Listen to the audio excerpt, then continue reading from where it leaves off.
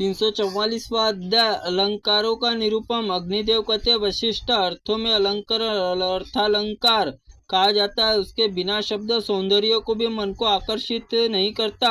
अर्थालंकार हीन सरस्वती विधवा के समान शोभाहीन है। अर्थालंकार के 8 भेद माने गए हैं। स्वरूप सादृश्य, उत्प्रेक्षा, अतिशय, विभावना, विरोध, हेतु और सम। पदार्थों के स्वभाव स्वरूप कहते हैं। इसमें 2 भेद बतलाए गए हैं, निज और आगंतुक। सासिद्धिक को निज और नैमित्तिक को आगंतुक कहा जाता है। धर्म समानता और सादृश्य कहते हैं।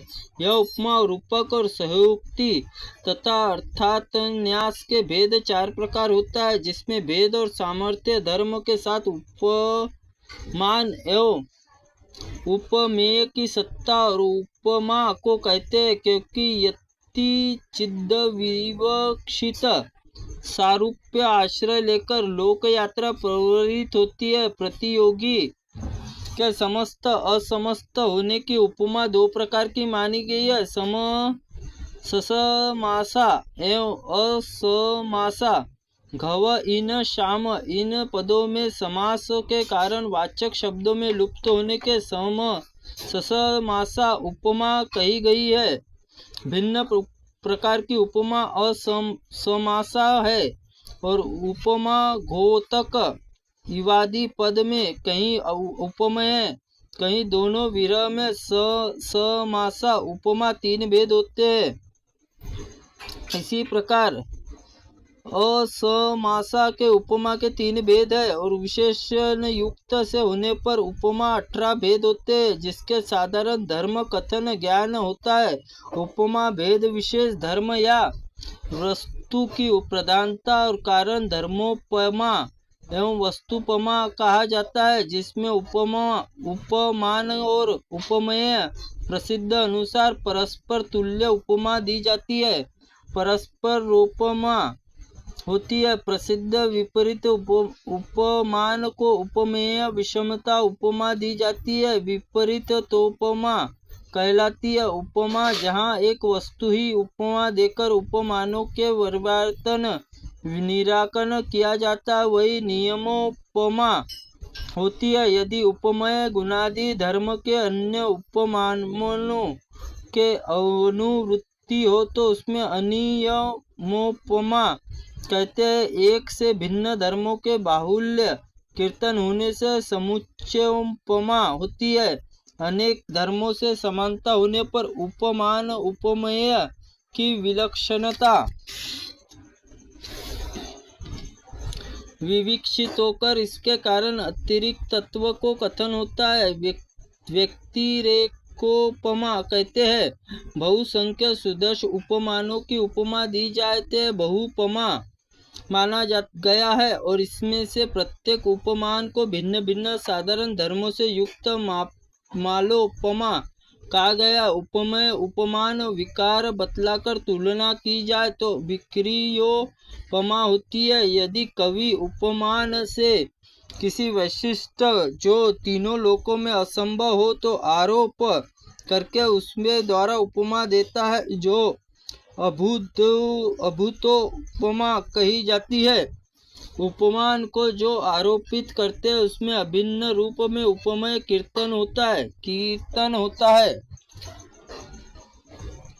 और उससे जो भ्रम वर्णन किया जाता है उसे मोहोपमा कहा जाता है। 2 धार्मिक किसी एक यथार्थ निश्चय न होने से संशयोपमा तथा संशय होने से फिर निश्चय होने का निश्चयोपमा होती है। जहाँ वाक्यार्थ उपमान बनाकर वाक्यार्थ की उपमा दी जाए वाक्यार्थोपमा कहते हैं। यही उपमा उपमान की दृष्टि से 2 प्रकार होती है, साधारणी अतिशायनी।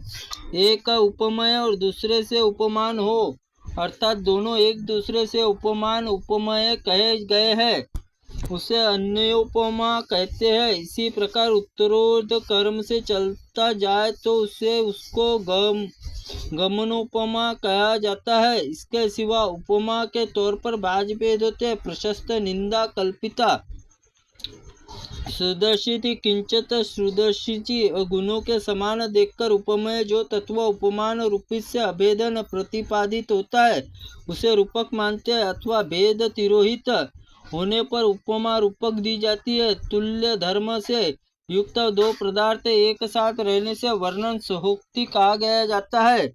पूर्व वर्णित वस्तु से समर्थ के लिए सामर्थ्य अथवा वैधर्म्य अर्थानंतर उपन्यास किया जाता है, उसे अर्थान्यास कहते हैं। जिसके चेतन अचेतन पदार्थ अन्य यथास्थित परिस्थिति से दूसरी तरह माना जाता है, उसके उत्प्रेक्षा कहते हैं। लोक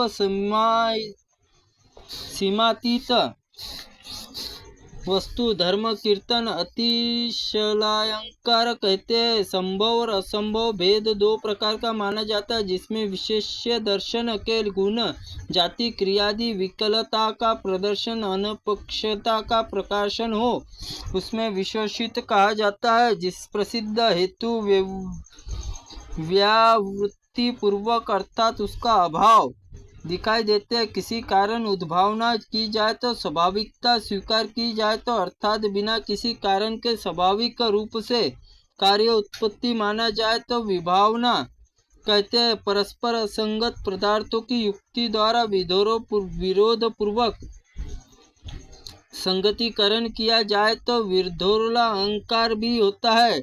जिसके सिद्धि अभिलक्षित हो तो अर्थात साधक हेतु अलंकार कहलाता है, किंतु हेतु अलंकार का भी कारक ज्ञापक है। ये दो भेद हो जाते हैं। इसमें कारक हेतु कोई जन्म से पूर्व से और पश्चात में रहने वाले पूर्व शेष कहा जाता है, और कहीं भेदों के कार्य कारण भाव से अथवा किसी नियामक स्वभाव से अभिभावक को दर्शन के अभिभाव को नियम होता है, अविनाभाव को अनियम होता है, वह भी ज्ञापक हेतु भेद है।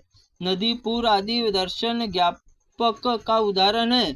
इसी प्रकार आधे महाअग्नि पुराण में अलंकार का वर्णन नामक 344वां अध्याय संपन्न हुआ। त्रुटिपूर्ण वाक्य के लिए भगवंत आप हमें क्षमा करें, हम आपसे क्षमा प्रार्थनीय है।